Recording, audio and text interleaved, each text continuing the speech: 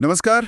आज हम कोलकाता से आई एक काफ़ी परेशान करने वाली खबर पर बात कर रहे हैं। साउथ कलकत्ता लॉ कॉलेज की एक छात्रा के साथ कथित तौर पे गैंग रेप का मामला सामने आया है। हमारे पास इस पर जो शुरुआती न्यूज़ रिपोर्ट्स हैं, हम उन्हीं के आधार पर समझने की कोशिश करेंगे कि अ, असल में हुआ क्या है, क्या एक्शन लिया गया है और क्या प्रतिक्रियाएं आ रही हैं। जी, मामला वाकई गंभीर है। घटना 25 जून की शाम की बताई जा रही है और वो भी कॉलेज कैंपस के अंदर ही कस्बा इलाके में। आरोप कॉलेज के ही 2 मौजूदा छात्रों और एक पूर्व छात्र पर है। कॉलेज कैंपस के अंदर ये तो सीधे सीधे सुरक्षा पर सवाल है। पुलिस ने क्या किया है अब तक? कुछ गिरफ्तारियां हुई हैं? हाँ, पुलिस ने इसमें काफी तेजी दिखाई है। 3 लोगों को गिरफ्तार किया गया है। एक है 31 इयर्स का मोनोजीत मिश्रा, जो कॉलेज की छात्र इकाई का पूर्व अध्यक्ष भी रह चुका है। दूसरे हैं 19 इयर्स के जैब अहमद और तीसरे 20 इयर्स के प्रमित मुखर्जी, या शायद प्रमित मुखोपाध्याय नाम है। 2 को तो 26 जून की शाम को ही पकड़ लिया था और तीसरे को 27 जून की सुबह गिरफ्तार किया गया। उनके मोबाइल फोन वगैरह भी पुलिस ने जब्त कर लिए हैं। अच्छा, तो मतलब गिरफ्तारियां तो हो चुकी हैं।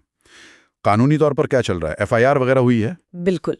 पीड़िता की शिकायत के आधार पर कस्बा पुलिस स्टेशन में एफआईआर दर्ज की जा चुकी है और अदालत ने तीनों आरोपियों को 1 जुलाई तक पुलिस हिरासत में भेज दिया है। पुलिस का कहना है कि पीड़िता की मेडिकल जांच भी करवाई जा रही है। तो हाँ, अभी जांच शुरुआती स्टेज में ही है, पर कानूनी प्रक्रिया शुरू हो चुकी है। हम्म। और ऐसी घटनाओं पर राजनीतिक रंग भी चढ़ता है अक्सर। इस मामले में भी ऐसा कुछ हुआ है क्या? जी हाँ, बिल्कुल। इसमें राजनीतिक बयानबाजी भी शुरू हो गई है।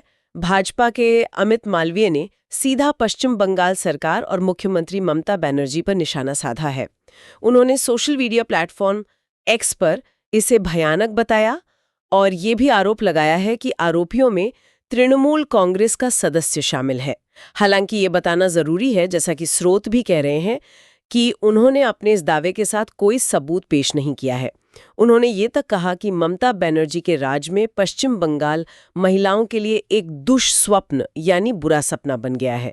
लेकिन हाँ, हमें ये साफ करना चाहिए कि हम सिर्फ जो रिपोर्ट हुआ है, जो बयान आए हैं, वो बता रहे हैं। हम किसी राजनीतिक पक्ष का समर्थन नहीं कर रहे हैं। हाँ, ये स्पष्टीकरण जरूरी था। अच्छा, अब संस्थागत स्तर पर देखें। किसी बॉडी ने, जैसे राष्ट्रीय महिला आयोग वगैरह ने, इस पर कोई एक्शन लिया है? हाँ, लिया है। राष्ट्रीय महिला आयोग यानी एनसीडब्ल्यू ने मामले का स्वतः संज्ञान लिया है। मतलब खबरों के आधार पर उन्होंने खुद ही इस मामले में दखल दिया है। अच्छा, तो एनसीडब्ल्यू ने क्या कहा है? क्या कदम उठाने को कहा है पुलिस को? एनसीडब्ल्यू की जो अध्यक्ष हैं विजया रहाटकर, उन्होंने कोलकाता पुलिस कमिश्नर को एक चिट्ठी लिखी है और उसमें साफ तौर पर कहा है कि जो नए आपराधिक कानून है, भारतीय न्याय संहिता यानी बीएनएस, उसके तहत तुरंत और एक तय समय सीमा में जांच पूरी की जाए। साथ ही भारतीय नागरिक सुरक्षा संहिता बीएनएसएस की धारा 396 के तहत इसमें पीड़ित को मुआवजा देने का प्रावधान है, तो उसके तहत कार्रवाई करने को कहा है। और ये भी कि पीड़िता को पूरी मेडिकल, मनोवैज्ञानिक और कानूनी मदद मिले, ये सुनिश्चित करने को कहा है। आयोग ने 3 दिन के अंदर इस पे एक्शन टेकन रिपोर्ट भी मांगी है। 3 दिन में रिपोर्ट?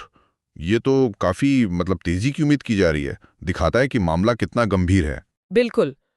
और एक और बात है जो इस मामले को अ, और भी ज्यादा चिंताजनक बनाती है, वो ये कि ये घटना कोलकाता के ही आरजी कर मेडिकल कॉलेज और अस्पताल वाली उस भयानक घटना के सिर्फ 10 महीने बाद हुई है, जहां एक जूनियर डॉक्टर के साथ रेप और फिर हत्या हुई थी। वो मामला तो पूरे देश को हिला गया था और उसमें दोषी संजय रॉय को उम्र कैद की सजा भी हुई थी। हाँ, मुझे याद है।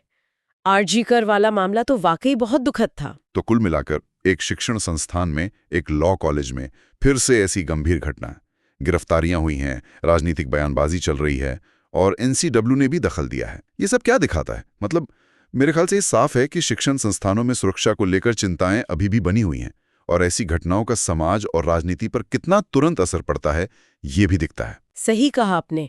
अगर हम इसे थोड़ा और बड़े दायरे में देखें तो ये आरजी कर जैसी पिछली घटनाओं की याद दिलाता है और ये सवाल खड़ा करता है कि कैंपस सुरक्षा का मुद्दा कितना बड़ा है और हम ऐसी घटनाओं को दोबारा होने से रोकने में कहाँ तक कामयाब हो पाए हैं। क्या जो कदम उठाए गए वो काफी थे? शायद नहीं। शायद समस्या ज्यादा गहरी है। बिल्कुल। और यहीं पर शायद ये चर्चा हमें एक बहुत ज़रूरी सवाल के साथ छोड़ जाती है कि आरजी कर जैसी घटना पर इतना गुस्सा था, इतना विरोध हुआ था, उसके बावजूद इस तरह की घटना फिर से कैसी हो जाती है? मतलब ठीक है, फौरन कानूनी कार्रवाई हो रही है, वो अपनी जगह है, लेकिन शिक्षण संस्थानों के अंदर छात्रों की, खासकर छात्राओं की सुरक्षा को पक्का करने के लिए असल में किन स्थायी, किन व्यवस्थागत बदलावों की जरूरत है, जिन पर शायद अभी भी ठीक से काम होना बाकी है? ये सोचने वाली बात